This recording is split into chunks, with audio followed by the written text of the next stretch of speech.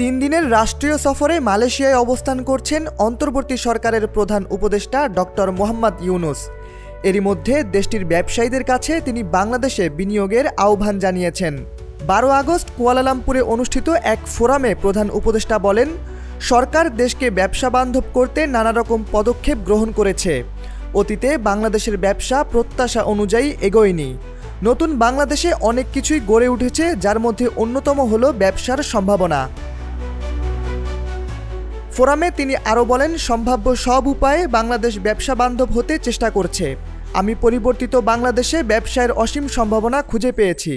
বাংলাদেশে তরুণ ও সৃষ্টিশীল জনগোষ্ঠী রয়েছে, তাদের ভেতর বাংলাদেশের জন্য কিছু করার তীব্র আকাঙ্ক্ষা রয়েছে।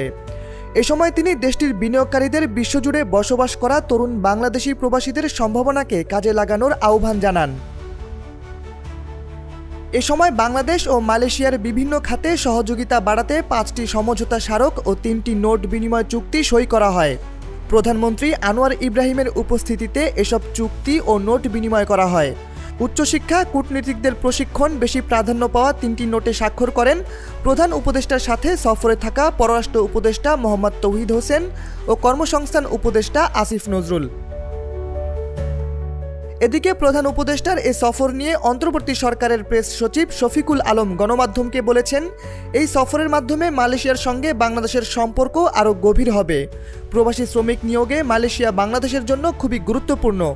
এই সফরের মূল ফোকাস অভিবাসন ও দ্বিতীয় ফোকাস হলো বিনিয়োগ। তিনি আরও যোগ করেন, মালয়েশিয়া আমাদের জনশক্তি খাতের জন্য খুবই গুরুত্বপূর্ণ একটি দেশ।